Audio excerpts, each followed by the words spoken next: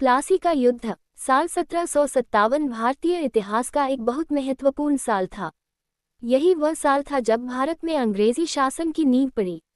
ये युद्ध हुआ था 23 जून 1757 को बंगाल के प्लासी नामक स्थान पर, आज के पश्चिम बंगाल में, भागीरथी नदी के किनारे। उस समय बंगाल के नवाब थे सिराजुद्दौला।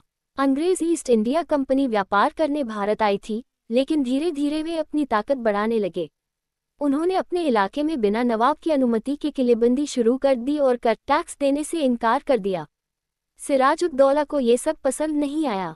उन्होंने अंग्रेजों को चेतावनी दी कि अगर वे सीमा और नियमों का उल्लंघन करेंगे तो कार्रवाई की जाएगी, लेकिन अंग्रेज नहीं माने। इसके बाद सिराजुद्दौला ने कासिम बाजार में अंग्रेजों का कारखाना बंद करवा दिया और कोलकाता पर हमला कर दिया।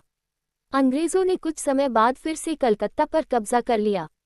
अब दोनों पक्षों के बीच तनाव बढ़ गया और आखिरकार प्लासी का युद्ध हुआ।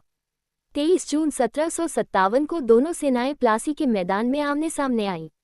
सिराजुद्दौला की सेना बहुत बड़ी थी, लगभग 50,000 सैनिक, जबकि अंग्रेजों के पास केवल 3,000 सैनिक थे। लेकिन अंग्रेजों ने चाल चली। उन्होंने मीर जाफर से गुप्त समझौता कर लिया। वादा किया कि अगर वह सिराजुद्दौला का साथ छोड़ देगा तो उसे बंगाल का नवाब बना दिया जाएगा। युद्ध शुरू हुआ तो मीर जाफर और उसके सैनिक युद्ध में शामिल ही नहीं हुए। सिराजुद्दौला अकेले रह गए और अंग्रेजों ने आसानी से जीत हासिल कर ली। सिराजुद्दौला की हार हुई और कुछ ही दिनों बाद उसे पकड़कर मार दिया गया। मीर जाफर को बंगाल का नवाब बना दिया गया, लेकिन वह अंग्रेजों का कठपुतली शासक था। अंग्रेजों को बंगाल पर पूरा नियंत्रण मिल गया और यहीं से भारत में अंग्रेजी शासन की शुरुआत हुई। प्लासी का युद्ध भारत के इतिहास में एक मोड़ था।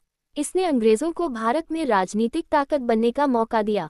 इसके बाद उन्होंने धीरे धीरे पूरे भारत पर कब्जा कर लिया। एकता में शक्ति होती है। सिराजुद्दौला के सैनिक अगर एकजुट रहते तो अंग्रेज कभी नहीं जीत पाते।